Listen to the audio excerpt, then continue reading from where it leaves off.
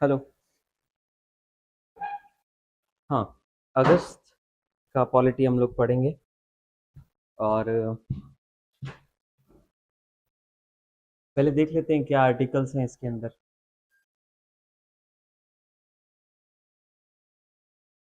कुछ आर्टिकल इसमें ना रिपीट हो रहे हैं क्योंकि वो वापस न्यूज़ में थे, तो हाईएस्ट रेलेवेंस में वही आ रहे थे, तो वही आए हैं आर्टिकल, है ना। फर्स्ट है आपका anti defection act, 10th schedule. तो ये तो अभी पढ़ चुके हैं अपन पहले ना इसको डिटेल में, तो एक बार इसका ओवरव्यू ले लेंगे। टॉपिक सेकंड है आपका national cooperative development corporation, NCDC. ये नहीं पढ़े हम लोग ना, एनसीडीसी के बारे में पढ़ेंगे। अभी रिसेंटली गवर्नमेंट की स्कीम आई है ग्रांट्स के लिए, एनसीडीसी के लिए। तो वो एनसीडीसी क्या है, कोऑपरेटिव्स क्या होते हैं, उस पर बात करेंगे। Third topic would be the necropolitics. Necropolitics क्या होती है, पता है कुछ? नेक्रो नेक्रोफीलिया के बारे में सुना होगा किसी ने?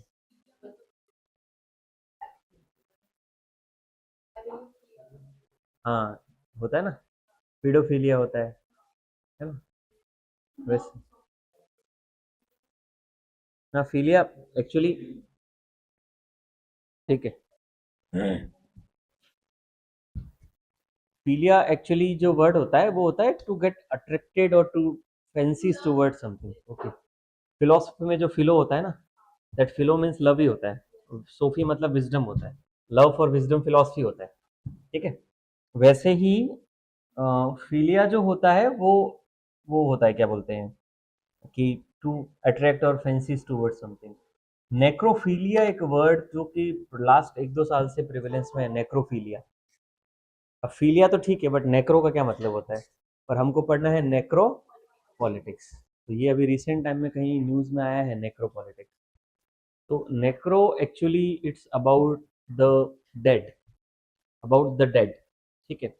नेक्रोफीलिया जो वर्ड है वो 2 साल 1.5 साल पहले पाकिस्तान में केस आया था नेक्रोफीलिया का, और कुछ अफ्रीकन कंट्रीज और साउथ अमेरिकन कंट्रीज में भी सुनने को मिला था नेक्रोफीलिया। उसमें क्या होता है कि जो डेड विमेन होती है, डेड विमेन मतलब women who are already dead and they were buried already, okay, उनकी जो कॉर्पसेस हैं उनको वहां से बरीड को बाहर निकालकर उनके साथ रेप की एक्टिविटी या सेक्सुअल एक्टिविटी के केसेस आए हैं, which is deeply inhuman. Okay. But ये केसेस आए हैं पाकिस्तान में रिसेंटली, 2 साल पहले एक केस आया था, और कुछ साउथ अमेरिका में भी 1-2 केसेस देखने को मिले थे। ठीक है। That is called necrophilia. तो नेक्रोफीलिया और necro term is associated with the deads. Okay. And necropolitics is something, necropolitics is different. That is not necrophilia, necrophilia से जुड़ा मामला नहीं है, नेक्रोपॉलिटिक्स इज डिफरेंट। नेक्रोपॉलिटिक्स का मतलब होता है कि स्टेट को तय करना है कि कौन लोग जिएंगे कौन लोग मरेंगे।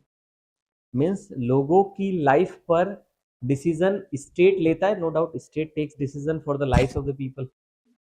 स्टेट कई बार ऐसे डिसीजन लेता है जो कि लोगों की लाइफ को सेक्रीफाइस करवा देते हैं sir. Like for example war का डिसीजन कौन लेता है?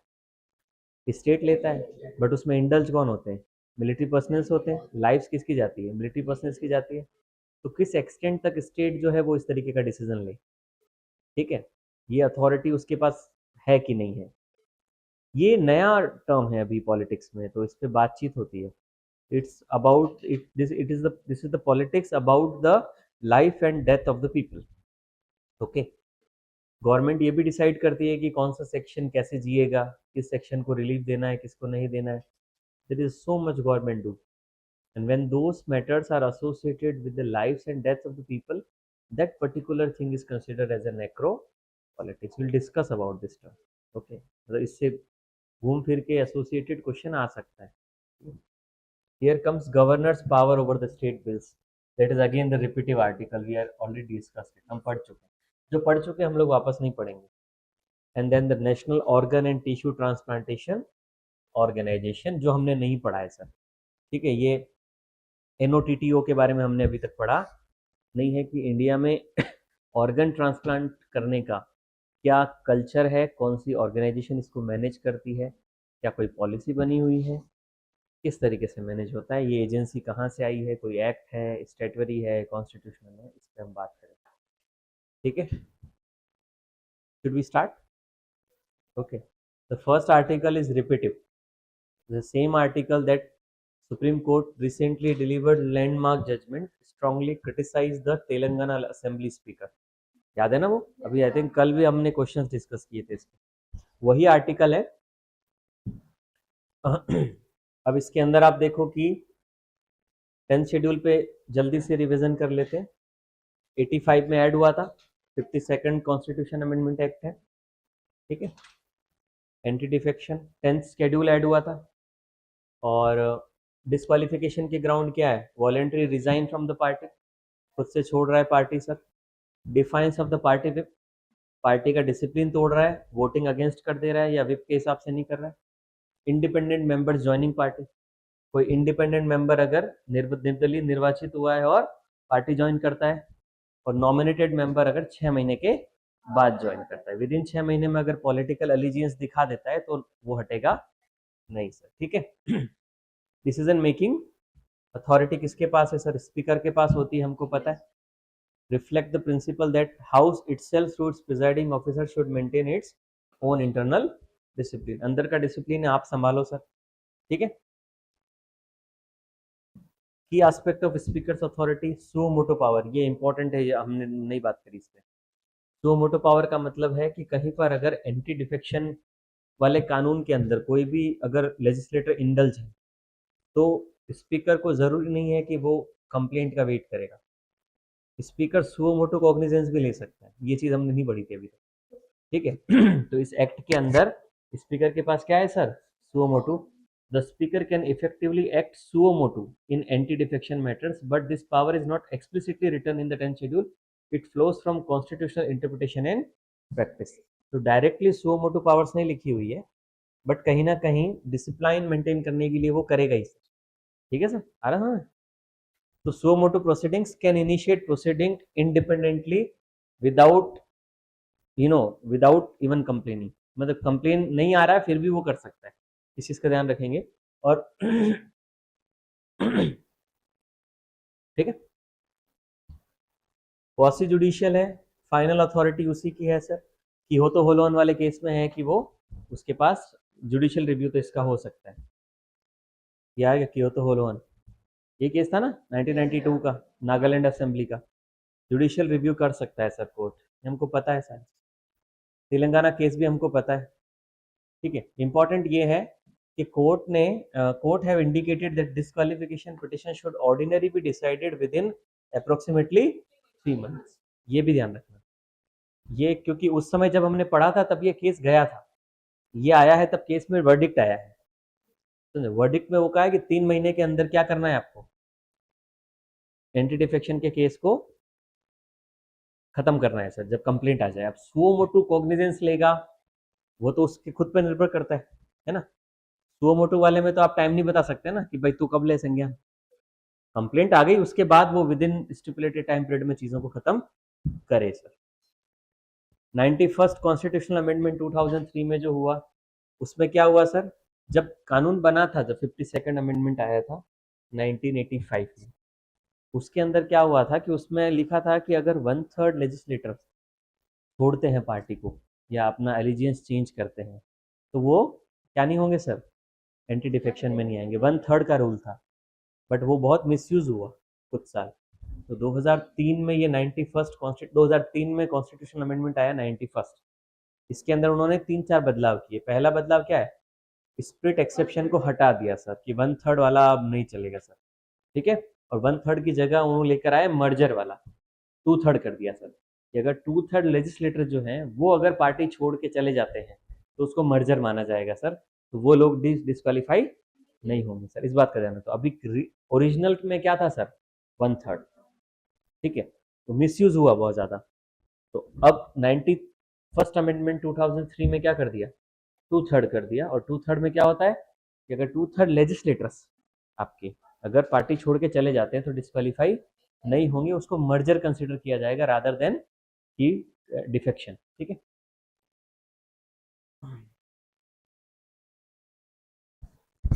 रिस्ट्रिक्शन ऑन मिनिस्टेरियल अपॉइंटमेंट, ये भी इंपॉर्टेंट है। जो भी डिसक्वालिफाइड मेंबर है, वो डिसक्वालिफाइड मेंबर जो होगा वो इमीडिएट डिसक्वालिफिकेशन के बाद मिनिस्टर अपॉइंट नहीं हो सकता। बात समझ आ रही? एग्जाम्पल के लिए एक व्यक्ति कांग्रेस में है और सामने बीजेपी है, वो कांग्रेस से इलेक्ट होके आया है और वो बीजेपी ज्वाइन कर लेता है। बीजेपी ज्वाइन करेगा तो इमीडिएटली उसको क्या करेंगे सर? कांग्रेस कंप्लेंट करेगी कि भैया एंटी डिफेक्शन है, तो वो डिस्क्वालीफाई हो जाएगा। तो उधर डिस्क्वालीफाई हुआ और उसको बीजेपी ने अपनी पार्टी ज्वाइन करने के लिए लर किया था कि तुमको क्या दे देंगे सर, मिनिस्टेरियल पोस्ट दे देंगे, मंत्री बना देंगे, तो तुम आ जाओ। तो मंत्रालय की वो देने के लिए मंत्री पद के लिए चला गया सर अगला, पार्टी छोड़ के।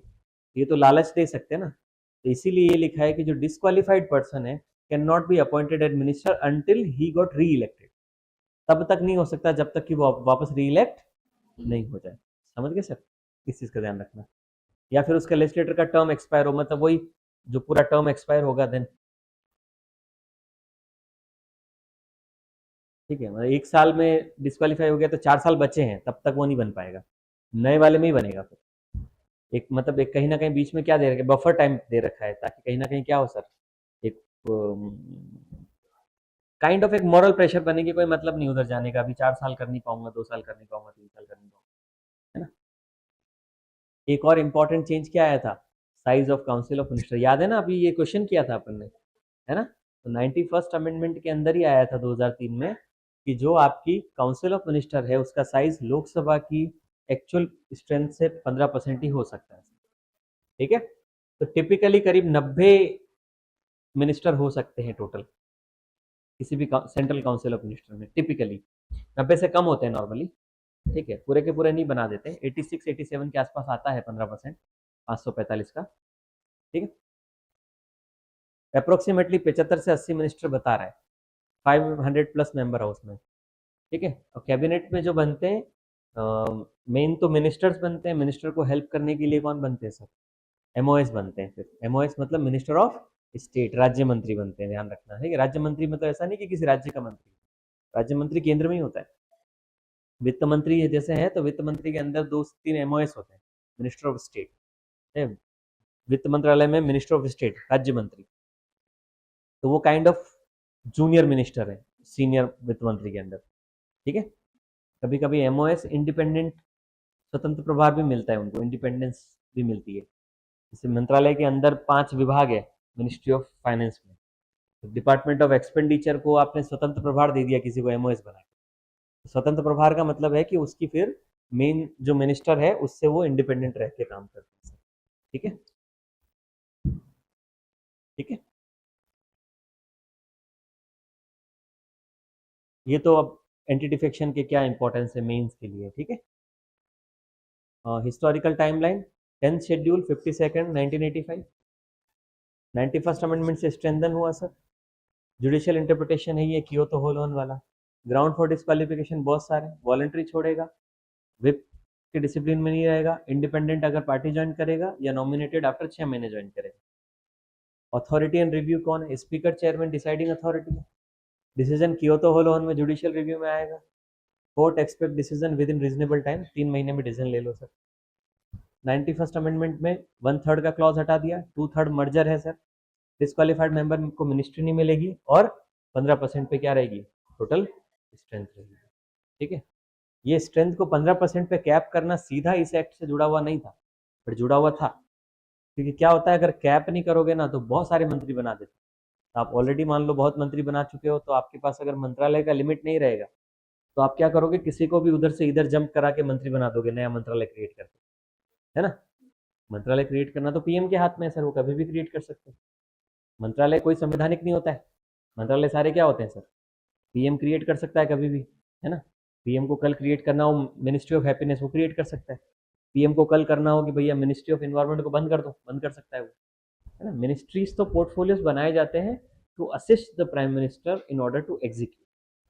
समझ गए, कोई भी मंत्रालय जो है वो संवैधानिक नहीं है, और किसी भी मंत्रालय के पद की शपथ नहीं दिलाता राष्ट्रपति। ठीक है, प्रधानमंत्री को प्रधानमंत्री पद की शपथ दिलाता है राष्ट्रपति, फिर प्रधानमंत्री तय करता है कि ये लोग मेरे मिनिस्टर बनेंगे। ठीक है, तो बोला 40 लोगों को मंत्री बना दो, राष्ट्रपति को बोलता है, राष्ट्रपति उन 40 लोगों को मंत्री पद की शपथ दिलाता है। राष्ट्रपति उनको सिर्फ मंत्री बनाता है। उस मंत्री को क्या पोर्टफोलियो देना है, मतलब निर्मला सीतारमन ने सिर्फ मंत्री पद की शपथ ली है, उसको वित्त मंत्रालय देना किसका काम है? Prime minister. समझ गए? तो वित्त मंत्रालय पद की शपथ राष्ट्रपति नहीं दिलाता, राष्ट्रपति शपथ दिलाता है सिर्फ मंत्री पद। पोर्टफोलियो कभी भी चेंज कर सकते हैं। वित्त मंत्री को कल बोलेंगे आप एक काम करो, थोड़े दिन डिफेंस संभालो, डिफेंस वालों को बोलेंगे आप वित्त मंत्रालय से, ऐसा कर सकते हैं कभी भी। ठीक है, ठीक है। क्वेश्चन को कर लो, जो है तो क्वेश्चन सामने तो।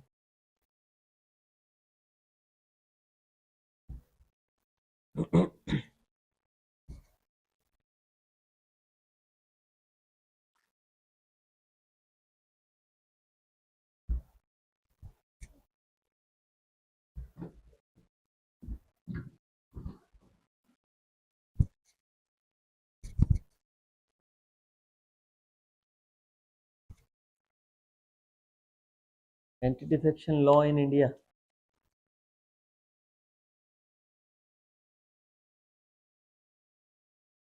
क्या है? हाँ बताओ। ए किसको लग रहा है? ए, बी, सी? सी लग रहा है? और डी लग रहा है किसी को? नहीं लग रहा है? डी लग रहा है।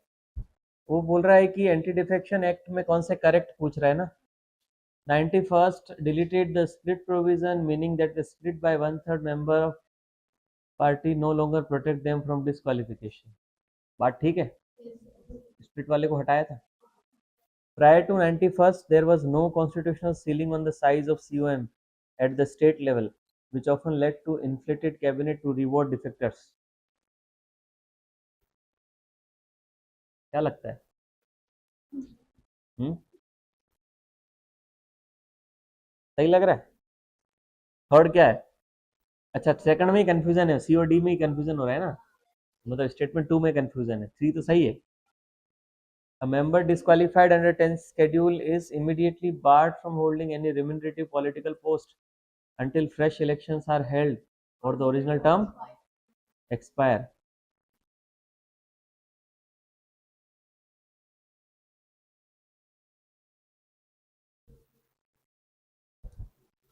देखो सेकंड सही है, ठीक है, बार नहीं था पहले कोई। ठीक है, आंसर इसका डी है, 1 2 एंड 3 तीनों ही सही है।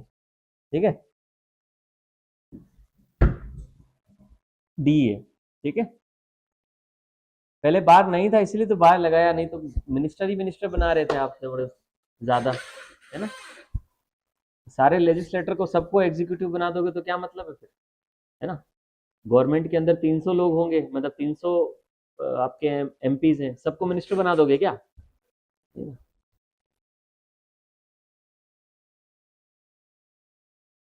जंबो कैबिनेट बोलते, जंबो। जंबो समझते हो? जंबो किसको बोलते हैं?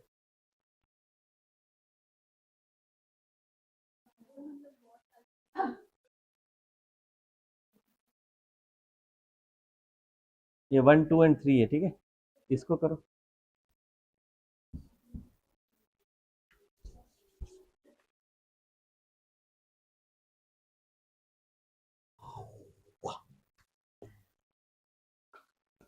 ऑनलाइन में कैसे कोई आंसर नहीं दे रहा है?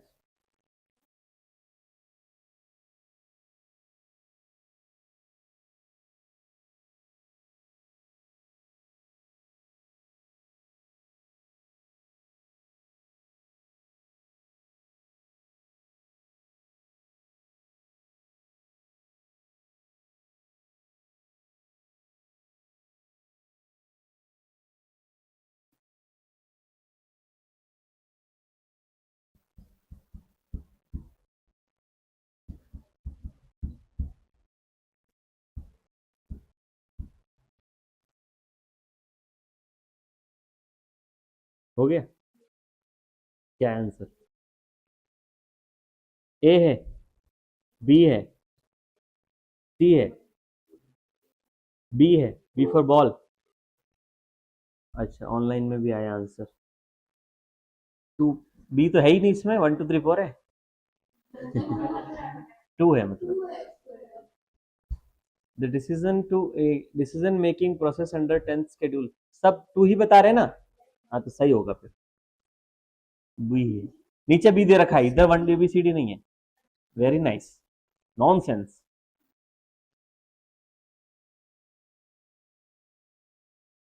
नेशनल कोऑपरेटिव डेवलपमेंट कॉरपोरेशन, ये भी आर्टिकल बहुत ज्यादा मुश्किल नहीं है, सिंपल आर्टिकल है, ठीक है।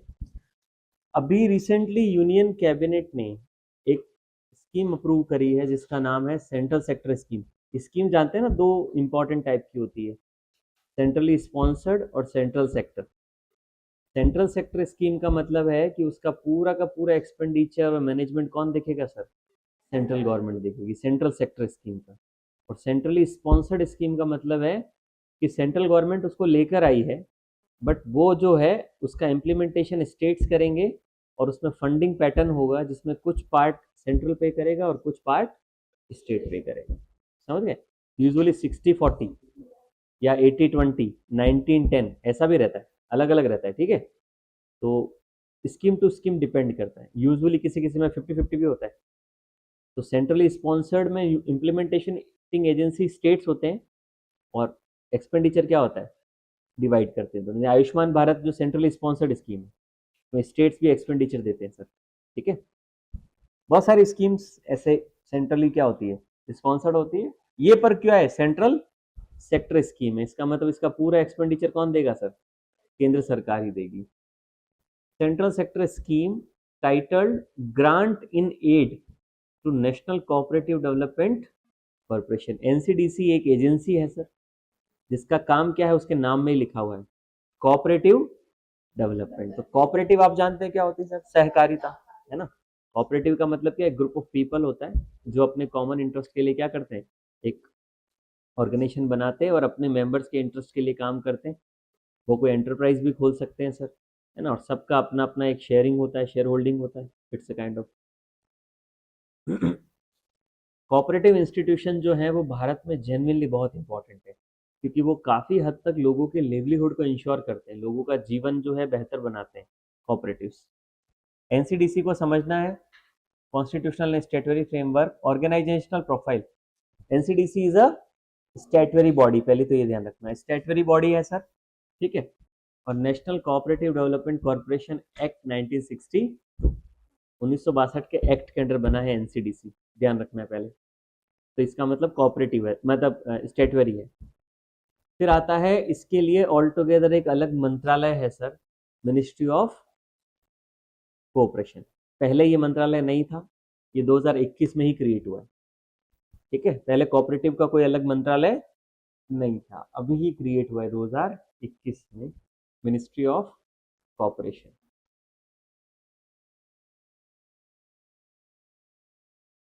संवैधानिक बॉडी नहीं है sir, not a constitutional body, not a regulatory body, ये भी इंपॉर्टेंट है। कोऑपरेटिव की primarily development and financial institution, मतलब ये कोऑपरेटिव्स को रेगुलेट नहीं करती इंडिया में, ये कोऑपरेटिव्स के लिए फंड चैनलाइज करके उनको फैसिलिटेट करती है। मतलब उनको फंड की ज़रूरत होती है तो उनको हेल्प करती है, एक्सपोर्ट ओरिएंटेशन करना है या कुछ ऐसा करना है तो उसके लिए हेल्प करती है, मतलब उनको फैसिलिटेट करती है, ना कि उनको रेगुलेट करे, ठीक है सर। तो not a regulatory body, operates with the quasi governmental status and function, enjoy flexibility of, ये तो ठीक है, रीड कर लेंगे आप। कोर ऑब्जेक्टिव देखो उसका क्या है सर, कोर ऑब्जेक्टिव है प्रमोटिंग, प्रमोट करना है कॉपरेटिव्स को। फाइनेंसिंग मतलब वित्तीय उनको साधन उपलब्ध कराने। स्ट्रेंथनिंग कॉपरेटिव्स, और उनको मजबूत बनाना है सर, ठीक है। अक्रॉस डाइवर्स सेक्टर्स, अलग अलग सेक्टर्स में इसका एक्सेस हो सकता है सर। एग्रीकल्चर एंड अलाइड में आप कॉपरेटिव बना सकते हो sir. Dairy and animal husbandry, है ना, milk production, poultry, fisheries. Amul का नाम सुना ना, अमूल कॉपरेटिव ही है सर, है ना, सबसे बड़ा कॉपरेटिव है इंडिया का। रूरल इंडस्ट्रीज, ठीक है, हैंडलूम्स, हैंडीक्राफ्ट, विलेज इंडस्ट्रीज, इन सब में जब कोऑपरेटिव एंटर करता है ना, तो कहीं ना कहीं लोग अपने रिसोर्सेज को चैनलाइज करके अपने इंटरेस्ट का काम करते हैं, और उसमें लोगों का लिवलीहुड इंश्योर होता है, लोगों की आजीविका। वो कहीं ना कहीं पॉवर्टी एलिवेशन में हेल्प करती है, अनएम्प्लॉयमेंट को रिड्यूस करते हैं, मतलब इसके लार्जर कॉन्सिक्वेंस है अगर कोऑपरेटिव है। तो deeper penetration of the cooperative in the rural market somewhere eliminate the poverty as well as eliminate the unemployment as well. ठीक है. Consumer cooperatives, housing, storage and marketing, मतलब there are multiple areas in which corporate can enter and work. Okay. Mains के लिए ध्यान रखना इस चीज का, GS2 में बहुत ज्यादा पॉसिबिलिटी है कोऑपरेटिव से क्वेश्चन आने की. कोऑपरेटिव्स वगैरह और क्या होते हैं, कोऑपरेटिव बैंक वगैरह क्या होते हैं, ये हम पढ़ते हैं सर. कहाँ? क्लासरूम में पढ़ते हैं, क्लास में. फंक्शनल आर्किटेक्चर इसका क्या है? फाइनेंशियल असिस्टेंस प्रोग्राम है. कोऑपरेटिव्स को क्या करते हैं सर? फाइनेंशियली असिस्ट करते हैं. टर्म लोन्स देते हैं sir, long term loan, concessional interest rate, capital investment, infrastructure development, capacity building. ठीक है, हर तरीके से उसको असिस्ट करना है. ग्रांट असिस्टेंस है. लोन का मतलब है कि वो वापस देना पड़ेगा, ऋण है सर. ग्रांट का मतलब होता है अनुदान है. अनुदान है मतलब पैसा मिल गया है, वापस देने की जरूरत नहीं होती, तो ग्रांट्स भी वो प्रोवाइड करते हैं sir. Non refundable grants for specific welfare oriented project. अगर कोई कोऑपरेटिव जो है वो वेलफेयर ओरिएंटेड प्रोजेक्ट में इन्वॉल्व है कहीं पे, ठीक है सर, तो मतलब लोक कल्याण के किसी काम में इन्वॉल्व है, तो वहाँ उनको ग्रांट्स देते हैं सर. ठीक है. जैसे एग्जाम्पल के लिए किसी को एज अ कोई क्या बोलते हैं, आसपास के रीजन में इस तरीके का कोई वेंचर चला रहा है कि लोगों के लिए, वो सिर्फ अपने ग्रुप के लिए ही नहीं, लोगों के लिए भी अल्टरनेट लिवलीहुड की व्यवस्था कर रहे हैं, है ना, तो उनके लिए क्या है, कहीं ना कहीं ग्रांट्स का असिस्टेंस भी है. Equity participation, direct equity investment in the viable cooperative ventures. अगर इसको लगता है नेशनल कोऑपरेटिव डेवलपमेंट को कि भैया कोई एक कोऑपरेटिव है जिसके अंदर हम खुद डायरेक्टली इन्वेस्ट कर सकते हैं, तो वो इन्वेस्ट भी करते हैं उसके अंदर, ताकि उनको एक कैपिटल बेस मिल जाए बेटर, और वो आगे क्या करें, अपने वेंचर को एक्सपांड करें, तो खुद से भी इन्वेस्ट करते हैं ये. वर्किंग कैपिटल, वर्किंग कैपिटल जानते हो ना सर, फिक्स्ड कैपिटल होता है, वर्किंग कैपिटल होता है. फिक्स्ड कैपिटल क्या होता है?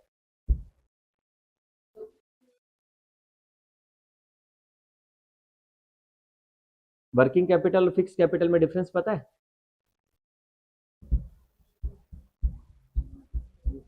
मैं कपड़े बना रहा हूँ, कपड़ा बना रहा हूँ, कपड़ा सिल रहा हूँ मैं एग्जांपल के लिए, तो मेरी जो मशीन है कपड़े सिलने वाली, वो मेरा फिक्स कैपिटल है, और उसमें जो धागा यूज कर रहा हूँ वो वर्किंग कैपिटल है. सुना रहा है?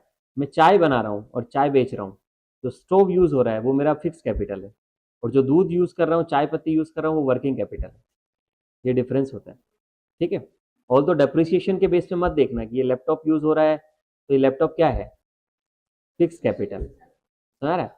वो चीज जो कंटिन्यूसली क्या हो रही है, डिमिनिश होती जा रही है, डिमिनिश ये भी हो रहा है, ठीक है, बट ये लॉन्ग टर्म वाले एसेट्स को क्या माना जाता है, फिक्स एसेट माना जाता है, जिनको जिनका लॉन्ग टर्म आप डेप्रिसिएशन देखते हो. ठीक है, तो फिक्स कैपिटल और वर्किंग कैपिटल. तो वर्किंग कैपिटल में अगर शॉर्ट टर्म फाइनेंस वगैरह चाहिए कि वो पैसा इमीडिएटली वो यूज करेंगे, रादर देन कि वो कुछ क्रिएट करें उससे. ठीक है, तो rather than capital creation they want money for their day to day affairs, और काइंड ऑफ रेवेन्यू वाले पार्ट में चाहिए उनको, तो उसके लिए आप short term finance, working capital भी उनको प्रोवाइड कर सकते. Operational needs of the cooperative.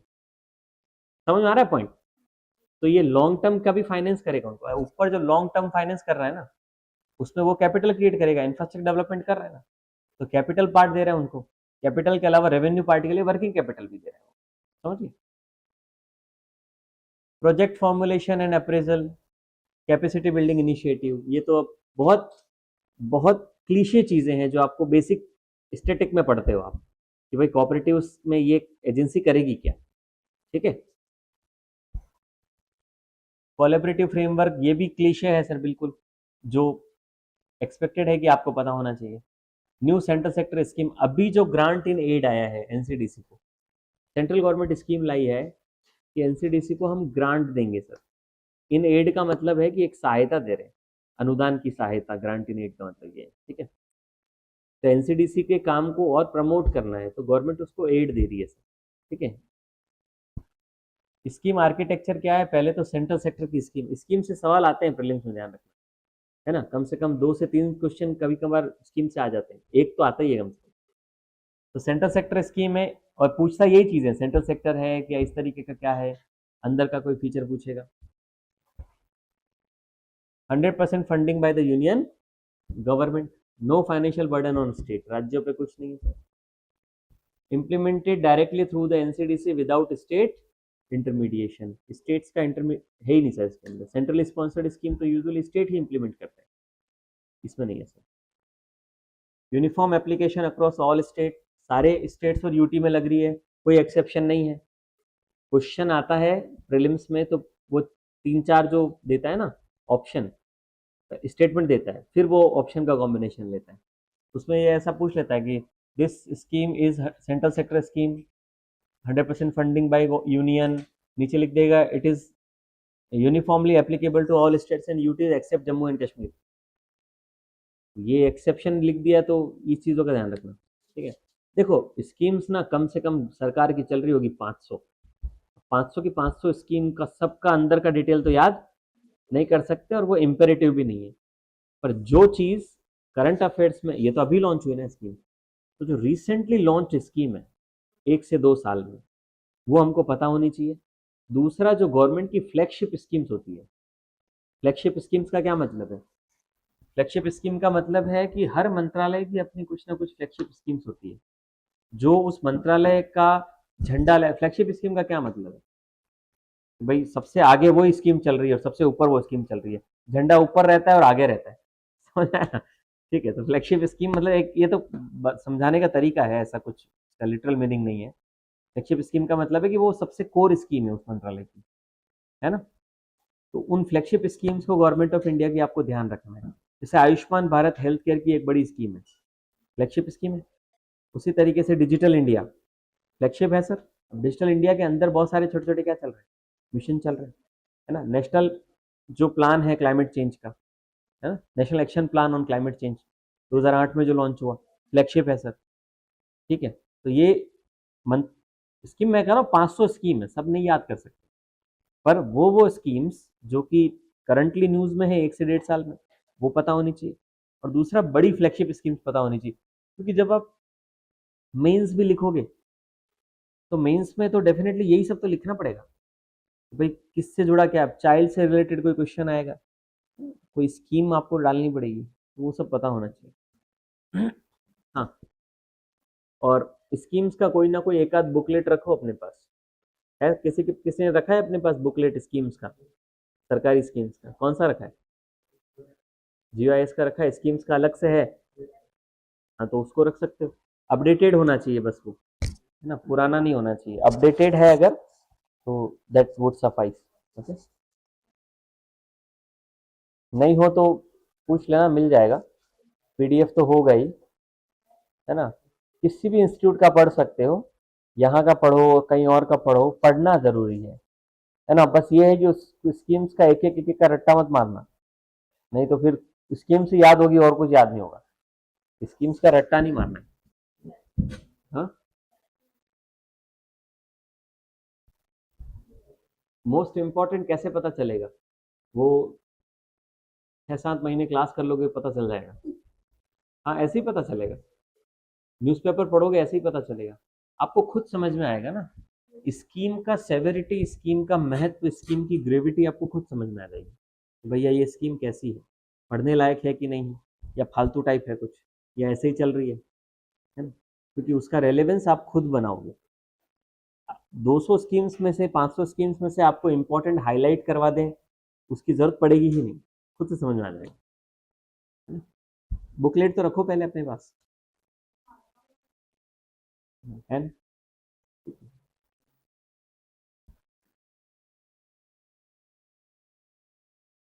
Primary objective and focus area क्या है? न्यू कोऑपरेटिव वेंचर्स को प्रमोट करना है, मॉडर्नाइज और एक्सपेंशन करना है, women and youth led cooperatives, rural economic strengthening. ये बेसिक्स है सर, इसमें कुछ खास बात नहीं है। Constitution and policy alignment, article 43 B sir constitutional directive था कोऑपरेटिव के प्रमोशन का, ठीक है। State shall endeavour to promote voluntary formation autonomous functioning, है ना, management of the cooperative societies. ये डीपीएसपी है sir, directive principle of state policy sir, ठीक है। और ये कब इंसर्ट हुआ? 90, क्योंकि बी लिखा हुआ है आगे, है ना, किसी भी कॉन्स्टिट्यूशन के आर्टिकल में कैपिटल ABCD लिखा है, इसका मतलब वो बाद में ऐड हुआ है सर, ओरिजिनल में नहीं था।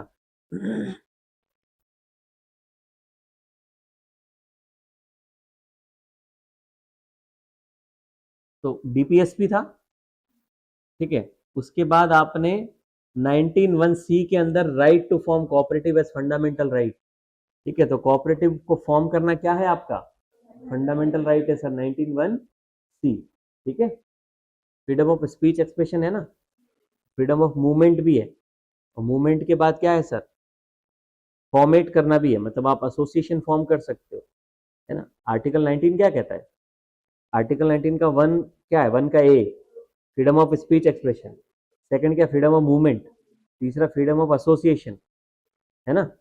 एसोसिएशन बनाओगे ना सर, ठीक है। पार्ट 9 बी आपने ऐड किया कोऑपरेटिव्स के लिए, 43 बी ऐड कर चुके हो पहले, और 11th शेड्यूल में जो है cooperative societies to the 11th schedule panchayat के फंक्शन में ऐड कर दिया, ठीक है सर। और वो सहकार से समृद्धि जो गवर्नमेंट का क्या है सर, विजन है कि हमको कोऑपरेटिव से प्रॉस्पेरिटी चाहिए सर, नो डाउट बहुत यूजफुल है।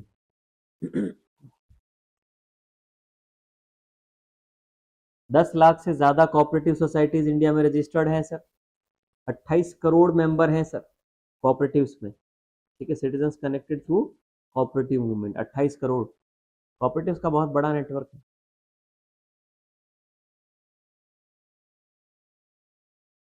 ठीक है। ये इसका समरी है सर प्रीलिम्स के लिए।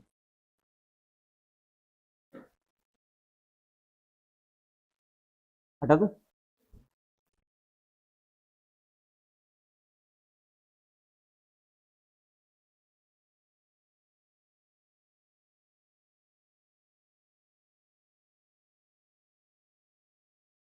वन टू एंड थ्री है लास्ट ऑप्शन।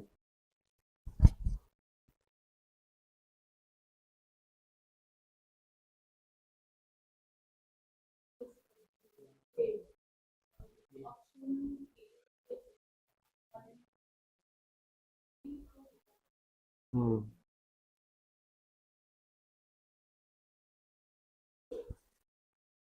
1 and 2। हम्म,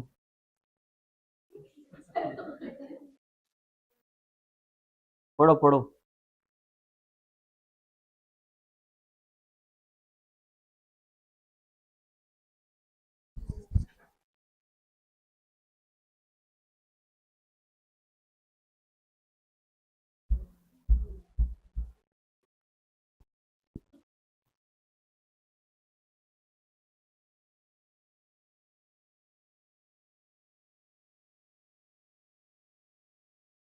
हो गया, देख लिया तुम लोगों ने, सिंपल क्वेश्चन है। ये हटता है ना यहाँ से, मैं इसके चक्कर में आगे पीछे कर रहा था, मुझे याद है ये हटता है।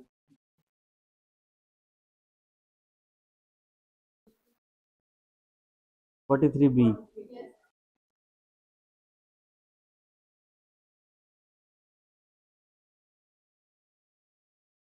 नेक्रो understanding state power over life and death, ठीक है। ये थोड़ा सा ना इमर्जिंग इशू है अभी, तो इस पे प्रीलिम्स में अगर आएगा ना, तो नेक्रोपॉलिटिक्स क्या होती है यही आ सकता है, इससे ज़्यादा डिटेल में चीज़ें आना मुश्किल है, ठीक है। तो शब्द के साथ आपको फेमिलियर होना है, और इंडिया में क्या इससे जुड़ाव है, और इंटरनेशनली ये वर्ड कहाँ से आया, क्या है नेक्रोपॉलिटिक्स, ये ह्यूमन राइट से जुड़ा मामला है, is a critical theoretical concept है, ठीक है।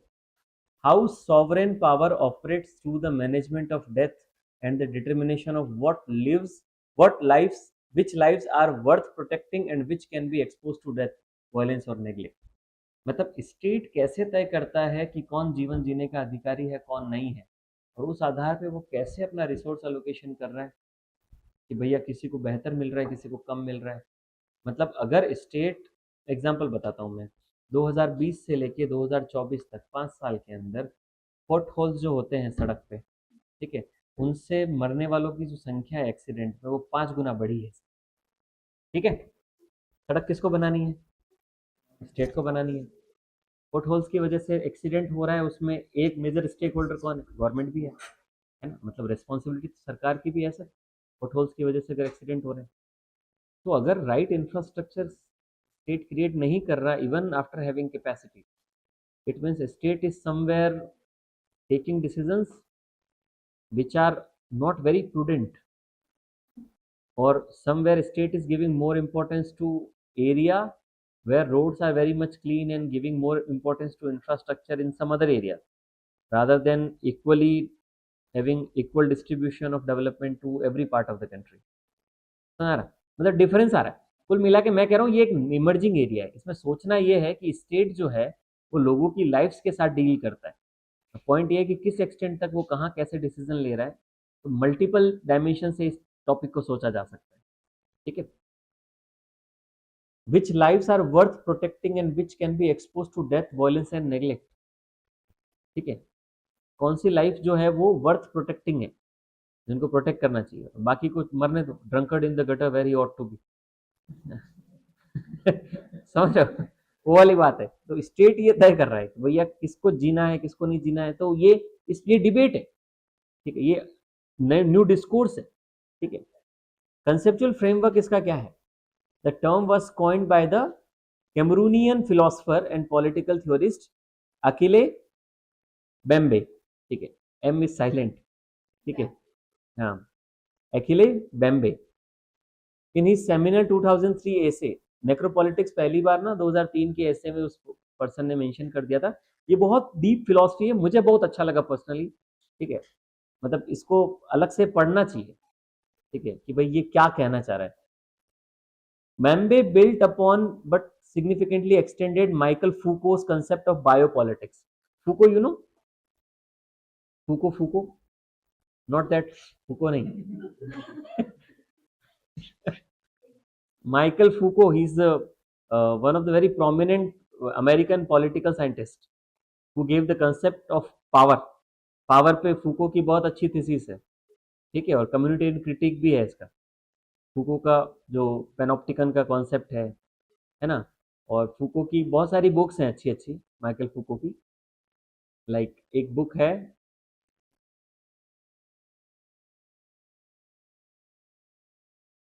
नहीं, that is written by genealogy of morals, तो नीट्जे का बुक है।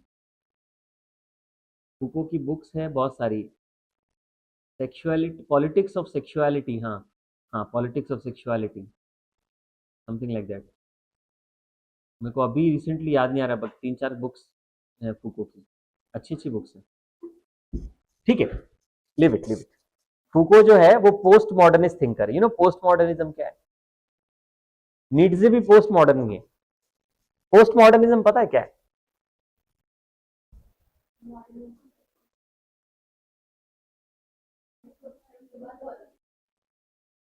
मैं ना सर फोड़ दूंगा तुम लोगों का। 1947 के बाद पोस्ट मॉडर्निज्म हो गया, ये फालतू बात कर रहे हो यार। फिलोसफी में स्ट्रीम होता है एक पोस्ट मॉडर्निज्म। सोक्रेट्स के बाद क्या बात कर रहे हो यार? सोक्रेट आज तक कितने साल पहले हुआ था, हजारों साल पहले। मेरा तो काम है धन।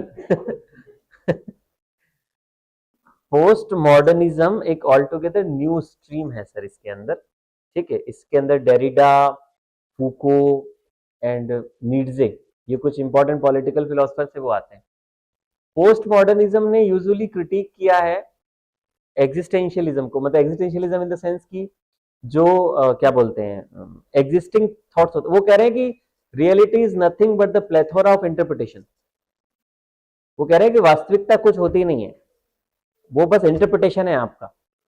ठीक है, तो जो पोस्ट मॉडर्निज्म है वो ऑलटुगेदर एक नई सोच है। तो नीट्जे ने जो बुक्स वगैरह लिखी है, ठीक है, जो जीनियोलॉजी ऑफ मोराल्स जो है, जो नीट्जे का बुक है, ठीक है, उसमें जो मोरालिटी है उसकी जीनियोलॉजी बताइए कि एग्जैक्टली मोरालिटी होती क्या है। मोरालिटी क्या है? Sense of right and wrong. Sense of right and wrong आपके अंदर किसने डाला? आपके फैक्टर्स ऑफ सोशलाइजेशन ने डाला। तो क्या वो आप उसी के हिसाब से चलते हो, अपना जीवन वैसे जीते हो? तो हो सकता है आपके अंदर गलत डाला गया तो आप फिर गलत जीवन जी रहे हो, संभव है ना। तो वो वही बता रहा है कि sense of right and wrong जो होता है उसकी जीनोलॉजी पे गया है कि कहाँ से वो sense of right and wrong आता है सर। ठीक है, there is something like that, थोड़ा सा ऐसा कंसेप्ट है। पोस्ट मॉडर्निज्म, तो पोस्ट मॉडर्निज्म में ही कौन है, माइकल फूको का कंसेप्ट है। Biopolitics, biopolitics is again the associated with the lives of the people. Foucault ने भी लिखा है बायोपॉलिटिक्स के बारे में, ठीक है, कि पॉपुलेशन जो है, लोग जो हैं, उनकी लाइफ से एसोसिएटेड जो पॉलिटिक्स होती है दैट इज बायोपॉलिटिक्स।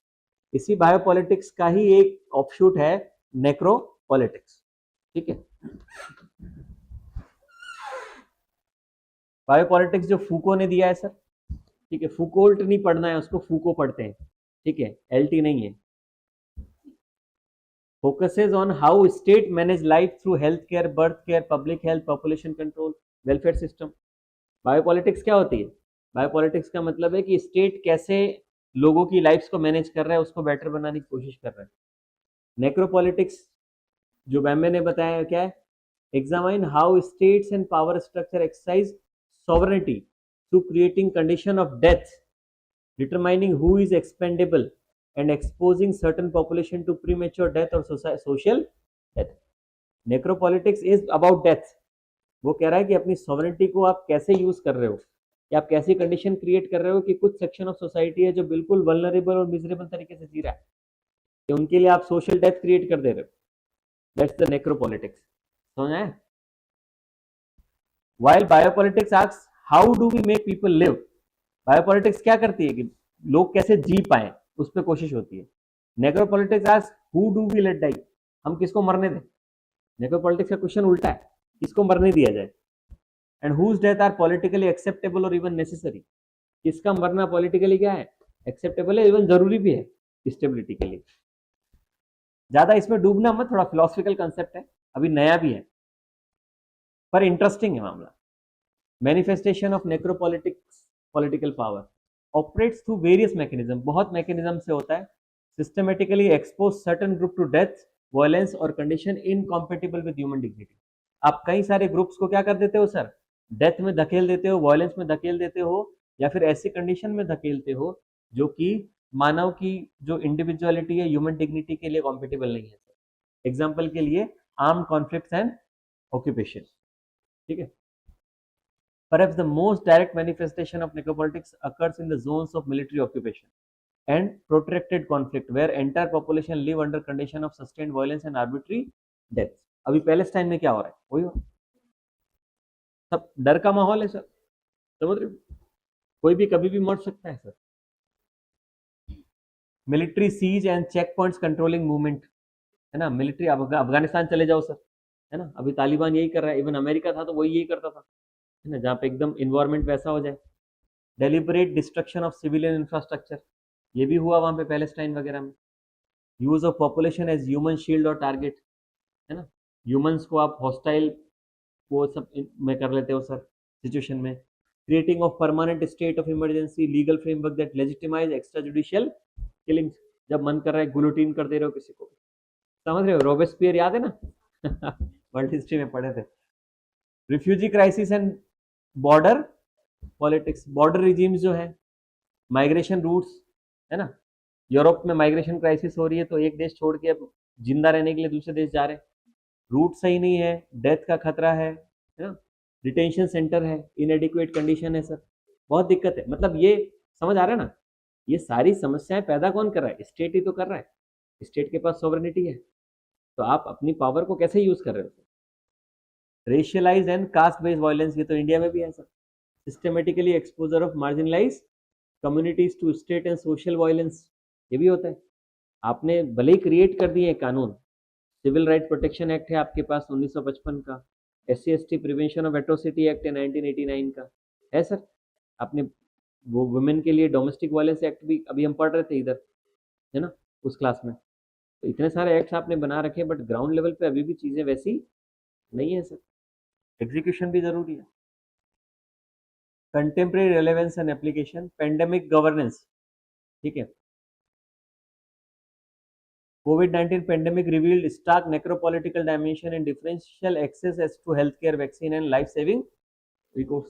ये भी देखा आपने, कोविड के टाइम पे हुआ ना, बहुत सारे ऐसे वल्नरेबल एरियाज है जहाँ साफ सफाई नहीं है, वहाँ ऑलरेडी उनको क्या है, अलग अलग इश्यूज थे, और आप वहाँ पे हेल्थ केयर भी प्रोवाइड नहीं कर पाए, कहीं पे ऑक्सीजन अवेलेबल नहीं था, अवेलेबल था तो क्लास स्ट्रक्चर बीच में आ रहा था, महंगे महंगे बिक रहे थे। रेमडेसिविर का वो गोली बेच रहे थे, इंजेक्शन था, क्या था, रेमडेसिविर इंजेक्शन था ना, है ना, बहुत महंगा महंगा बेच रहे थे उसको, है ना, जबकि फालतू सा इंजेक्शन है। हाँ, मतलब फालतू सा नहीं है, पर कोविड के लिए फालतू ही था, तो लोग उसको महंगा महंगा खरीदे थे, काला बाजारी हो रही थी, है ना, 15-15, 20-20, 30-30 हजार में वो इंजेक्शन बेचा जा रहा था।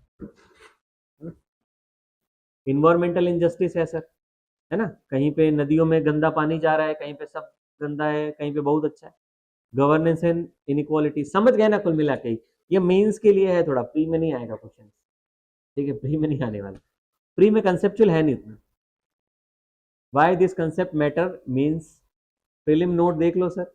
हाँ, ये कॉइन किसने किया, टर्म याद रखना, ठीक है, अकाइल बेम्बे याद रखना, कैमरूनियन है, 2003 के ऐसे में किया था। नेक्रोपॉलिटिक्स का मतलब तो पता चल गया ना, बायोपॉलिटिक्स माइकल फूको, पता चल गया। क्वेश्चन अगर, अरे हाँ ये क्वेश्चन नहीं है, नेक्रोपॉलिटिक्स रेफर्स टू पूछ रहा है, ठीक है, फिर भी पढ़ो, देखो क्या है इसका answer. Economic policy for managing burial grounds and death related infrastructure, गलत बात। A political theory describing state power over life and death, international treaty on war crimes and humanitarian law, medical ethics भी answer है इसका, है governor की power,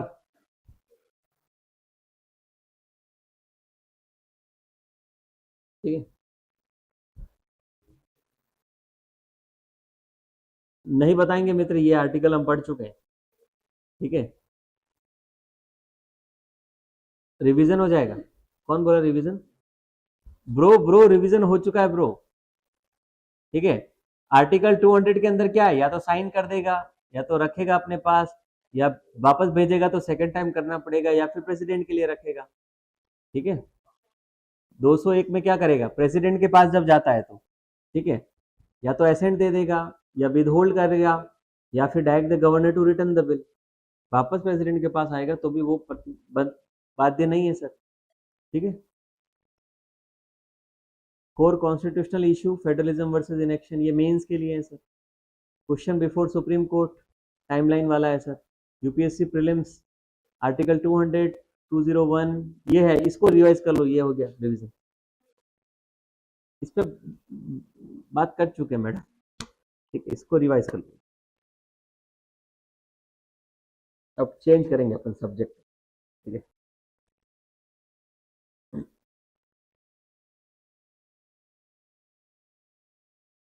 economics कौन कौन पढ़ लिया है क्लास में,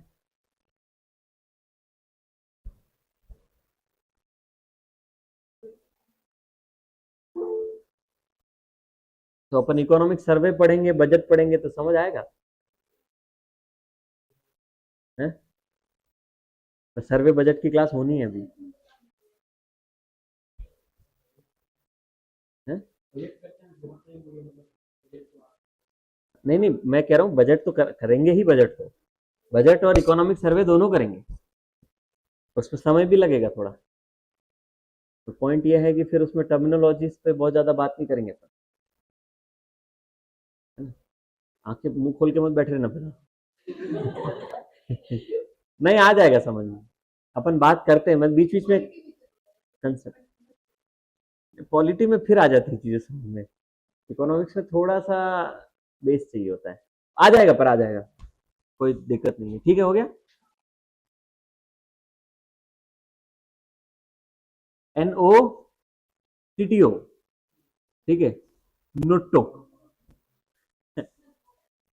कुछ नहीं है, सिंपल है, एक ऑर्गेनाइजेशन है इंडिया में, national organ and tissue transplant organisation, ठीक है। ये ऑर्गेनाइजेशन क्या करती है सर, इंडिया में ऑर्गन डोनेशन और ऑर्गन का जो एक सेंट्रल रजिस्ट्री है कि कहाँ डोनेट हो रहा है और कौन सा पर्सन उसके लिए फिजिबल है, इसका एक डेटाबेस मैनेज करती है सर, और इसके रेगुलेशन मैनेज करती है, ठीक है।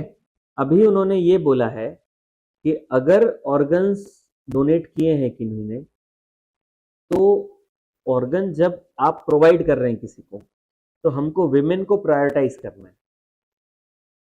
मतलब हमको विमेन को प्रायोरिटाइज करना है कि महिलाओं को ऑर्गन डोनेट हो, उनको जरूरत हो तो, पहला। दूसरा उन्होंने कहा है कि दूसरा हमको प्रायोरिटाइज करना है उन लोगों को जो उस डोनर के रिलेटिव हो, है। मतलब जैसे मैं ऑर्गन डोनेट किया हूँ, ठीक है, मैं मर चुका हूँ, मतलब तो जीते जी कोई थोड़ी ऑर्गन डोनेट करेगा यार। ठीक है, मैंने अपनी वसीयत में लिख के गया कि भैया मेरे जीते जी रक्तदान, मरणोपरांत नेत्रदान होता है ना, तो मैं अपनी आईज डोनेट कर रहा हूँ, और ऑर्गन डोनेट कर दिया सर। अब आईज डोनेट कर दी तो मेरे जो फैमिली मेंबर्स रहेंगे फ्यूचर में, या मुझसे जुड़े हुए रिलेटिव्स, उन लोगों को प्रायोरिटी मिलेगी। जब अगर उनमें से किसी को चाहिए होगा कभी ना कोई भी ऑर्गन, तो उनको प्रायोरिटी दी जाएगी। समझ में आ रहा है? तो जो डोनेट कर रहा है उसके रिलेटिव को, और दूसरा है विमेन इन जनरल को प्रायोरिटी दे। ठीक है, तो इससे क्या होगा कि ज्यादा से ज्यादा लोग डोनेट करेंगे सेकंड वाले क्लोज रिलेटिव्स वाले में तो। और विमेन को प्रायोरिटी इसलिए दी जा रही है कि विमेन को अभी भी पेट्रियार्कल सोसाइटी में ना कम प्रायोरिटी मिलती है। एग्जाम्पल के लिए किसी घर में हस्बैंड और वाइफ है ना, या फिर कोई एक महिला है घर में और एक पुरुष है, और दोनों की किडनी खराब है, और एक जने का किडनी वो अफोर्ड कर सकते हैं डोनेशन, तो पुरुष का ठीक कराएंगे, महिला का नहीं कराएंगे। ऐसा होता है अभी भी। प्राथमिकता मतलब पुरुषों को दी जा रही है, इसीलिए उन्होंने कहा कि महिलाओं को क्या दी जाए सर, राइट। चमक गया। एनओटीटीओ क्या है सर? ठीक है, मिनिस्ट्री ऑफ हेल्थ के अंदर ये ऑर्गेनाइजेशन है सर। ठीक है, ध्यान रखना, एक्ट है इसका, transplantation of human organ and tissues act, कोटा 1994। बट पॉइंट इज, ये ऑर्गेनाइजेशन स्टेटरी नहीं है, बात ध्यान रखना। इंडिया में ऑर्गन्स जो हैं और टिश्यू जो है, ठीक है, उनके ट्रांसप्लांटेशन का जो एक्ट है वो ये 94 का एक्ट है। बट ये जो एनओटीटीओ है ये इस एक्ट के अंडर नहीं बनी है, ये मिनिस्ट्री के अंदर ही है, ध्यान रखना। ठीक है, ठीक है, आगे छोटा, हाँ छोटा। क्या कर रहे हो? ऑर्गन निकाल रहे हैं? तो चेहरा का है वो देख, ए नहीं देखेंगे इसको, मैं बायोलॉजी इसलिए तो छोड़ा था। ठीक है, नेशनल लेवल पे क्या है? एनओटीटीओ, रीजनल लेवल पे आरओटीटीओ, और स्टेट लेवल पे एसओटीटीओ। ठीक है, रीजनल लेवल मतलब नॉर्थ साउथ ऐसे रीजनल पे, और उससे भी लोअर फिर स्टेट लेवल पर है। ये ध्यान रखना bro, NOTTO is not a statutory organisation, but act है इसका। कोर फंक्शन इसका क्या है? National registry maintenance sir, organ donor का रजिस्ट्री, कौन कौन डोनेट कर रहा है सर। ठीक है, लिविंग एंड कैडेवरिक। लिविंग का मतलब क्या है सर? जीते जी दान कर रहा है। कैडेवरिक का मतलब है जो मरणोपरांत दान करेगा। रिसिपिएंट वेटिंग लिस्ट, कौन कौन ऑर्गन्स चाह रहा है सर, किसी को किडनी करवानी है, किसी को आइस लेना है, समझ रहे हो, तो कौन चाह रहा है, तो उनका रिसिपिएंट का वेटिंग लिस्ट भी इनके पास रहता है। ऑर्गन्स में क्या होता है ना, देखो मैं बायोलॉजी का स्टूडेंट नहीं हूँ, but as far as my knowledge is concern, ठीक है, आई थिंक टिश्यूज से एसोसिएशन होता है कि मैचिंग होना चाहिए ना, वो जो डोनर और उसका रिसीट का मैनेज होना चाहिए, मतलब क्या बोलते हैं, मैच होना चाहिए, तभी मिलता है, बाकी सबको नहीं दे सकते। तो वो सब का जो सेटिंग बिठाता है वो ये, क्योंकि दोनों उसके पास रहता है। ट्रांसप्लांट हॉस्पिटल डेटाबेस, कौन से हॉस्पिटल में ट्रांसप्लांट होता है सर। ट्रांसप्लांट आउटकम्स ट्रैकिंग, ठीक है, सक्सेस रेट चेक करता है, कॉम्प्लिकेशन हो गई, फॉलोअप डेटा चेक करता है, समझ गए। सारा रजिस्ट्री इसके पास रहता है, डोनर का भी और रिसीवर का भी। कोऑर्डिनेशन है, एलोकेशन, आपको भी चाहिए डोनर, कोई ऑर्गन डोनेशन करवाना है साहू जी? कोऑर्डिनेशन एंड एलोकेशन, बात मत करो, सबकी किडनी निकाल दूंगा मैं। ऑर्गन डोनेट हो जाएगा एक एक। एनओटीटीओ को जरूरत भी है। और तुम सब अभी यंग भी हो, बहुत फ्रेश किडनी लेके बैठे हो, ठीक है, तुम्हारा ब्रेन बस नहीं निकाल सकते। खाली डब्बा नहीं चाहिए उनको। Just kidding. वो बोलता है ना वायरस वाली मूवी में, है ना, इन दोनों की ब्रेन्स को अगर मार्केट में बेचेंगे तो बहुत अच्छी कीमत आएगी, क्योंकि ये अनयूज्ड ब्रेन्स कभी इस्तेमाल नहीं की।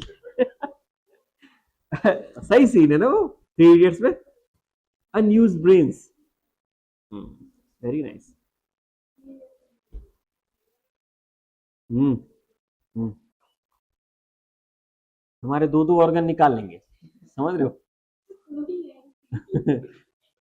किडनी दो होती है कि एक होती है? दो होती है। दो किडनी होती है बॉडी में? अच्छा, इतना बायोलॉजी वीक है मेरा। नहीं नहीं, किडनी दो होती है मुझे पता था, ठीक है। मुझे उस पर डाउट है, हा, हार्ट पे एक ही होता है। Very nice. हाँ चलो इधर आओ। कोऑर्डिनेशन एंड अलोकेशन में वो interstate organ sharing, emergency coordination, logistic transport, logistic support मतलब है ना, arranging green corridors. Green corridor जानते हो, है ना, पेड़ लगा दो पूरे रास्ते में, ग्रीन कॉरिडोर।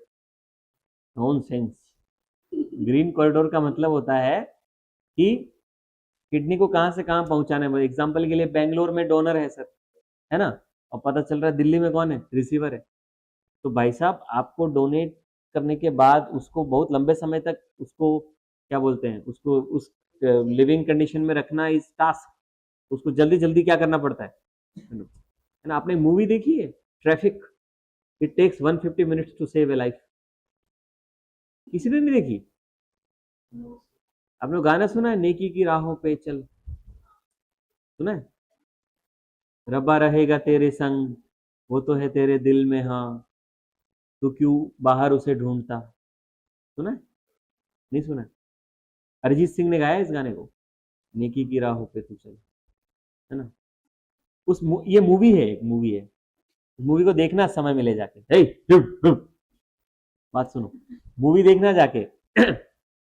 इस मूवी में क्या होता है, एक गर्ल होती है, एक बॉय होता है, उसका एक्सीडेंट हो जाता है, वो ब्रेन डेड हो जाता है, उसका हार्ट निकाल के, ठीक है, और एक गर्ल होती है जिसके हार्ट में छेद होता है, वो सब ठीक होती है, पर उसके हार्ट में इशू है, तो उसके हार्ट को रिप्लेस करना। तो इधर एक बॉय का एक्सीडेंट होता है, इधर एक गर्ल हॉस्पिटल में भर्ती होती है पुणे में। मुंबई से पुणे हार्ट को ले जाना होता है ना, बारिश हो रही होती है, एयरक्राफ्ट नहीं होता है, कुछ नहीं होता है, तो गाड़ी से लेके जाते हैं। रियल स्टोरी है ये, है ना, साउथ में हुआ था, रियल स्टोरी है। तो ये मूवी में यही दिखाया है पूरा, कि वो एक गाड़ी से लेके एक कांस्टेबल लेकर जाता है हार्ट को, तो 150 मिनट्स में वो पुणे पहुंच जाता है, और वहां फिर उसका ट्रांसफर, लड़की बच जाती है। रियल लाइफ स्टोरी है ये, एक साउथ में केस हुआ था ऐसा। तो ग्रीन कॉरिडोर उसे ही कहते हैं। ग्रीन कॉरिडोर का मतलब है कि सबको साइड करके खाली रोड दो उसको जाने के लिए, अगर रोड से जा रहे हैं तो। एयरक्राफ्ट है तो बाकी बात अलग। टिश्यू मैचिंग, एयर एम्बुलेंस हो गया, एयर एम्बुलेंस हो गया, and transport.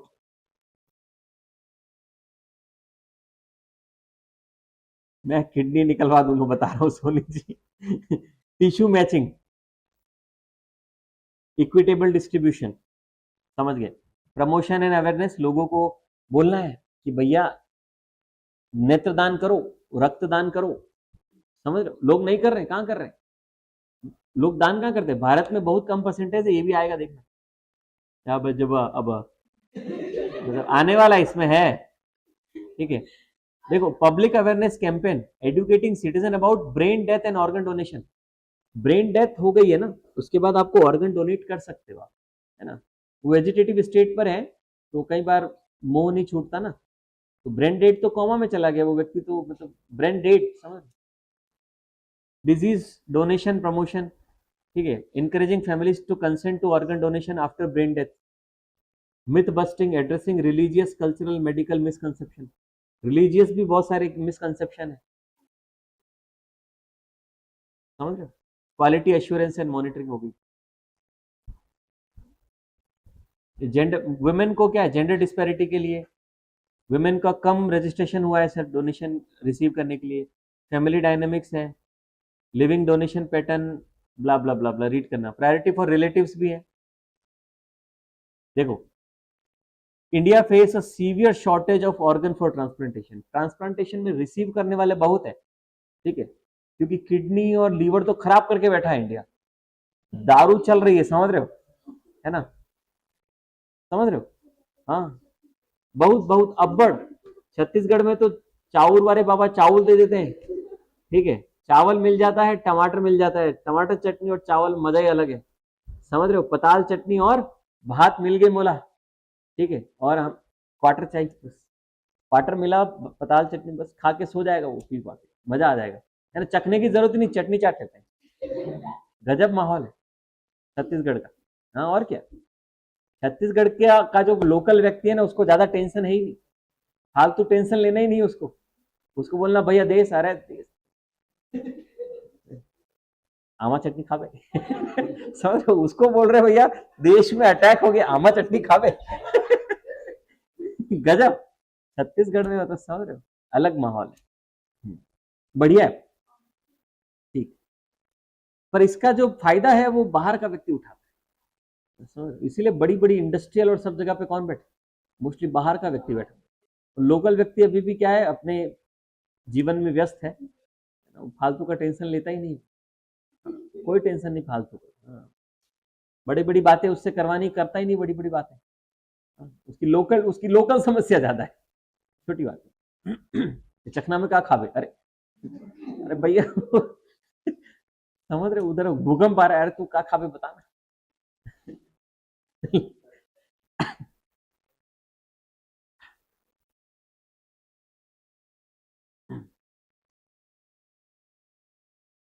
India faces a severe shortage of organ transplantation annually, approximately करीब करीब 2 lakh patient need kidney transplantation, 2 lakh लोगों को किडनी चाहिए एक साल में, एन्युअली, किडनी खराब हो जाती है हमारी, ऐसा क्या कर रहे हैं किडनी खराब हो जाएगी,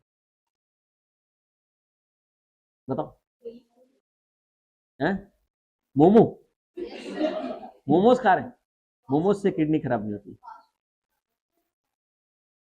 पानी नहीं पी रहे हैं, रिफाइन ऑयल से, पाम ऑयल से होता है किडनी खराब, है ना, दवाइयों से किडनी खराब होती है, बहुत दवाइयाँ खाते हैं, मेडिसिन, एंटीबायोटिक्स, गैस की, गैस्ट्रो रेसिस्टेंट दवाइयों से किडनी पे इम्पैक्ट पड़ता है, किडनी पे बेचारी पे स्ट्रेस है बहुत ज्यादा, किडनी बोल पाती तो क्या बोलती पता है, अब भाई दवाई मत खा, मैं ठीक हूं अंदर ठीक है, तू अपने पेट को ठीक करने के लिए किडनी खराब कर रहा है, नींबू पानी पीना चाहिए हो, ठीक बात, but only about 7 to 8 thousand transplant occurs, 2 lakh में से करीब 7 से 8 हजार लोगों को किडनी मिल पाती है, मतलब डोनर्स कम है, ठीक है, अब देखो फॉर लीवर, लीवर भी गड़बड़ में, heart, lungs, the gap is even more stark, मतलब और कम मिलता है लीवर को, हार्ट हार्ट भी ट्रांसप्लांट कर देते हैं, एक साउथ की मूवी में हार्ट ट्रांसप्लांट का सीन देखा है क्या, ठीक है, एक एक्टर होता है, वो हार्ट बना, उसको हार्ट नहीं मिलता है अपनी गर्लफ्रेंड के लिए, तो गर्लफ्रेंड का ऑपरेशन कर रहे होते हैं उधर, तो उसको बोलते हैं तुम हार्ट लेके आओ कहीं से भी, हम इधर इसका निकालते हैं पुराना हार्ट ठीक है, हाँ एक सीन है, तो वो क्या करता है ना, एक थर्माकोल को काटता है, ठीक है, उसको हार्ट शेप बनाता है और उसमें कलर भरता है, ठीक है, फिर उस हार्ट को लेके जाता है, ठीक है, और बहुत सारे दुश्मन दुश्मन बीच में होते हैं, उनसे लड़ता झगड़ता है, फिर उस हार्ट को ना वो सीधा सीधा क्या करता है, सीधा फेंक देता है फेंकता है, खिड़की तोड़ के, वो हार्ट जो है ऑपरेशन थिएटर में जाके लड़की के डॉक्टर्स बैठे होते हैं, वहीं जाके गिरता है, और डॉक्टर उसके ऊपर क्या कर देते हैं, स्टिचेस लगा देते हैं, और लड़की, this is the scene of south movie, क्या चलता है, ये देखा है लड़का प्रिया ने देखा है, हार्ट के अंदर लाइट भी चल रही होती है, वो जो अपन दिवाली पे लड़ी नहीं लगाते, उस टाइप का,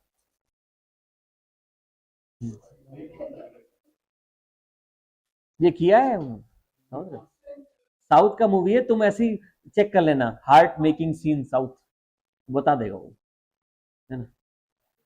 एक में तो शायद वो केले से वो गोली मार रहा होता है। हाँ, उसके पास कुछ होता नहीं गन, तो वो केला निकालता जेब में, bio energy, banana energy. The disease donation rate in India is about 0.8 per million population compared to 40 plus in Spain. मतलब भारत में जो मरने के बाद व्यक्ति जो है ऑर्गन डोनेशन में विश्वास नहीं करते, ठीक है। उनके हिसाब से जो व्यक्ति जिस हालत में है, उसकी डेथ हुई है, तो उसको उसी में उसको क्रीमेट कर दिया जाए या उसको बरीड कर दिया जाए, है ना। अंतिम संस्कार वैसे ही कर दो, है ना। मतलब काटना छाटने का काम अच्छा नहीं लगता भैया बॉडी वॉडी में, पर ऐसा नहीं है सर, ये फालतू का कोई देना चाहिए, डोनेट, आप आगे डोनेट।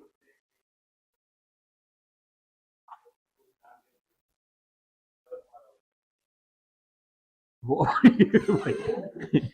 ये रिलीजियस बिलीफ है कि भैया अगर इस वाले में आप दान कर देते हो, मतलब आंखें दान कर दी तो अगले जन्म में अंधे पैदा हो गए, क्या बात कर रहे हो, बिलीफ ही होगा ये, मतलब ऐसे थोड़ी होता होगा, मतलब आंखें तो आ ही जाती होगी।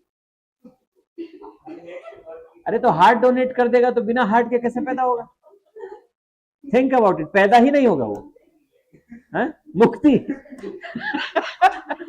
अच्छा मतलब जन्म मरण, बर्थ रीबर्थ से मुक्ति, तो ये तो बढ़िया है ना, हार्ट डोनेट करो, बर्थ रीबर्थ से मुक्ति, है ना, जन्म मरण के चक्र से समाप्ति, अनिक्का अनत्ता, बुद्धम शरणम गच्छामि।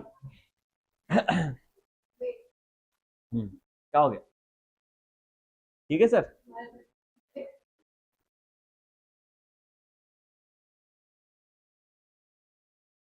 इसको करो।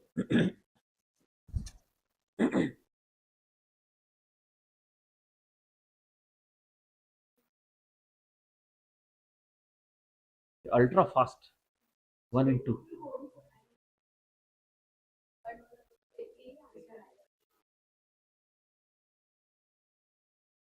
मैं आपको फिर बता रहा हूँ, ये जो चीजें है ना, नहीं नहीं, ये क्योंकि अपन तुरंत एक्ट पढ़ के नीचे हट रहे हैं ना, इसलिए सही हो रही है। ये एग्जाम में भी सही होगी अगर आएगी तो, अगर आप रिवाइज करो।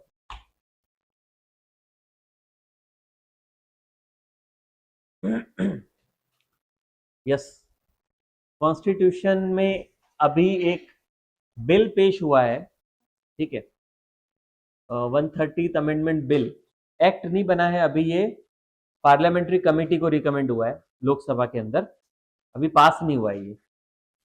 इस बिल पे बहुत कंट्रोवर्सी हो रही थी। इस बिल में क्या बोला है, उन्होंने एक कॉन्स्टिट्यूशनल मैकेनिज्म को प्रपोज किया है। और वो मैकेनिज्म ये है कि प्रधानमंत्री, मुख्यमंत्री या कोई भी मंत्री अगर कभी जुडिशियल कस्टडी में रहा 30 दिन के लिए किसी केस के अंदर, तो उनको पद छोड़ना पड़ेगा। बस समझ में आ रही, मतलब अगर मान लो कोई मंत्री है और उसको अरेस्ट कर लिया गया और उसको जेसी मिल गया, जुडिशियल कस्टडी मतलब जेल, पीसी मतलब पुलिस कस्टडी होता है, तो अगर जुडिशियल कस्टडी मिल गई 30 दिन के लिए, मतलब अदालत ने जेल भेज दिया 30 दिन या उससे ज्यादा के लिए, तो उस व्यक्ति को अपना पद छोड़ना पड़ेगा सर। ये प्रपोज्ड बिल है, अभी पास नहीं हुआ है, पास तो हो जाएगा ये क्योंकि मेजोरिटी में है, ठीक है, पर इसके अंदर बदलाव बहुत सारे करने पड़ेंगे, क्योंकि अगर प्रधानमंत्री या मुख्यमंत्री को हटना पड़ा तो सरकार गई, तो वापस काउंसिल ऑफ मिनिस्टर नहीं बनेगी, ये तो स्टेबिलिटी पे क्वेश्चन आ जाएगा सरकार की। तो इसमें ये होगा कि सीक्स टू अमेंड आर्टिकल 75 जो यूनियन काउंसिल ऑफ मिनिस्टर की बात करता है, उसको बदलना पड़ेगा। आर्टिकल 164 जो स्टेट सीओएम की बात करता है, मतलब इस अमेंडमेंट बिल के अंदर इन आर्टिकल्स के अंदर अमेंडमेंट आएगा। 379 ए में दिल्ली काउंसिल ऑफ मिनिस्टर को भी बदलना पड़ेगा। ऑब्जेक्टिव ऑफ द बिल क्या है, पॉलिटिकल अकाउंटेबिलिटी को स्ट्रेंथन करना, क्रिमिनलाइजेशन ऑफ पॉलिटिक्स को कम करना। देखिए इंपॉर्टेंट बात यहाँ पर यह है, और इसके साथ कंट्रोवर्सी क्या है, कंट्रोवर्सी यह है कि इसमें यह लिखा हुआ है कि पीएम, सीएम और मिनिस्टर, ठीक है, कन्विक्शन की बात नहीं कर रहा है, वो कह रहा है 30 दिन जेसी मिल गया तो भी हटना पड़ेगा, ठीक है, 30 दिन का जुडिशियल कस्टडी मिल गया तो भी क्या करना पड़ेगा, हटना ही पड़ेगा। ये अदर मेंबर्स के लिए नहीं है, एमएलए एमपीस के लिए नहीं है। एमएलए एमपीस के लिए तो जो प्रक्रिया है वो चलेगी, ये सिर्फ मिनिस्टर्स के लिए, सीएम पीएम और मिनिस्टर्स। इसका मिसयूज हो सकता है ऐसा कहा गया कि यार जज जज जो है वो कभी भी किसी को, अगर मान लो स्टेट का कोई सीएम है ना, और केंद्र में कोई पार्टी है, केंद्र में पार्टी अलग है, राज्य में अलग है, और केंद्र की पार्टी ने अपने इन्फ्लुएंस से किसी एक सीएम को क्या कर दिया, किसी केस में फंसा दिया, है ना, और उसको जज को जुगाड़ कर बता दिया कि भैया देखो इसको कम से कम 45 दिन की तो जुडिशियल कस्टडी दो, उसको सीएम पद से हटना पड़ेगा। समझ रहे? मतलब कुल मिला के ये मिसयूज हो सकता है ऐसा कहा जा रहा है। कॉन्स्टिट्यूशनली सिग्निफिकेंस क्या है सर इसका? Presumption of innocence versus accountability. अब ये तो गड़बड़ हो जाएगा ना। अपने यहाँ क्या होता है, इनोसेंट अंटिल प्रोवन गिल्टी, इसमें तो कह रहा 30 दिन अंदर रहोगे तो गिल्टी मान ही रहे, आपको हटना पड़ेगा। That's a bit problematic. और करना है तो फिर पूरे के पूरे सारे लेजिस्लेटर के लिए करो, ये मतलब सिर्फ पीएम सीएम और मिनिस्टर के लिए मत करो, कोई मेंबर ऑफ पार्लियामेंट या एमएलए भी होगा ना उसके लिए भी करो, ताकि एक नैतिक जिम्मेदारी बने सब कि भैया जब तक इन्वेस्टिगेशन होगी तब तक वो पद से हटा रहे हैं। और इसके लिए अलग से सिंपल क्रिमिनल कोर्ट नहीं बना के एमपी एमएलए का अलग कोर्ट बना लो, ताकि फास्ट एक्सपीडियस जस्टिस हो उसके अंदर, है ना। एमपी एमएलए कोर्ट बनते भी है ठीक है, अलग से बनता है एमपी एमएलए के लिए कोर्ट, ठीक है।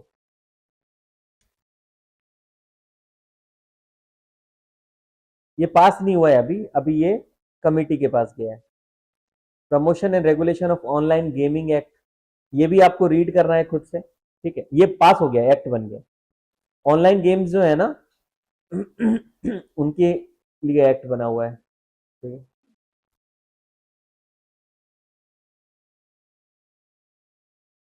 नेशनल स्पोर्ट्स गवर्नेंस बिल, ठीक है, वो स्पोर्ट्स पॉलिसी आई ना, उससे एसोसिएटेड ये बिल है सर, ठीक है।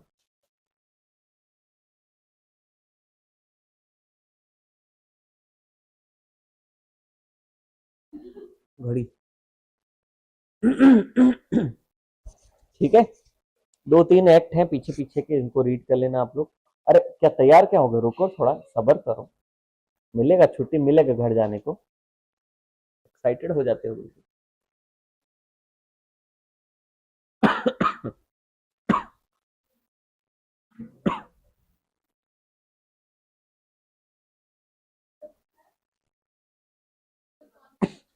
हाँ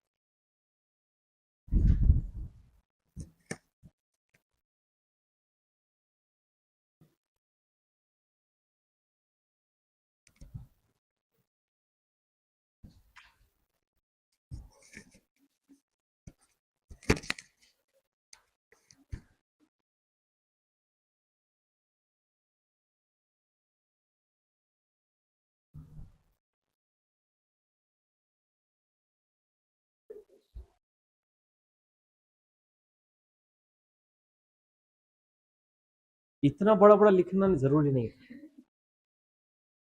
एबीसीडी इतना बड़ा कर दिया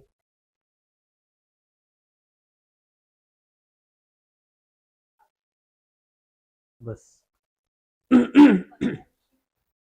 क्वेश्चन नहीं दिख रहा, which statement is correct regarding pardoning power? Pardoning power क्या होती है? कौन बोला? क्षमा, क्षमा, क्षमा, क्षमा।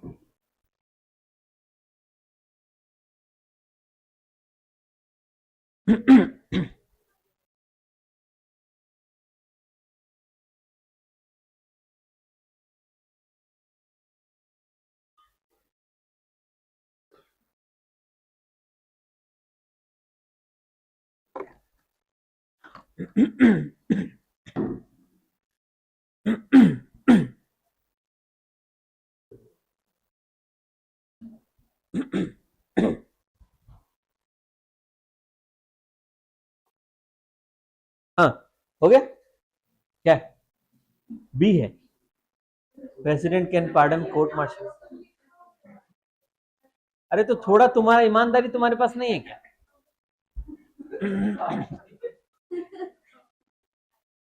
ये इस बार गलती हो गई इस फॉर्मेट में। एक्सप्लेनेशन वाला फॉर्मेट डाल दिया।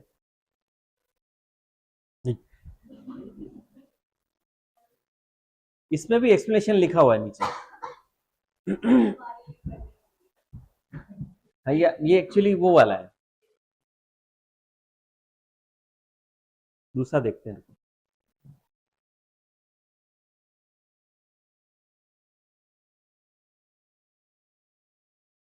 सब में ऑलमोस्ट एक्सप्लेनेशन लिखा ही हुआ है। और तुम लोगों से ईमानदारी की अपेक्षा भी नहीं की जा सकती, देख ही रहे हो सारा। इसको अपलोड करवा देंगे, आप लोग अपने से रीड करिएगा, ठीक है। ये करीब 40 क्वेश्चंस के आसपास हैं, ठीक है। ठीक है, मिलते हैं फिर। Bye bye.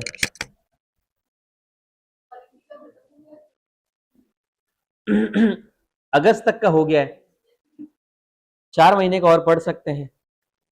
4 महीने का। हाँ हाँ, नहीं ठीक है ठीक है, पहले पॉलिटी खत्म करते हैं। पॉलिटी खत्म कर लेते हैं। आज कितनी तारीख है? 17 तारीख है।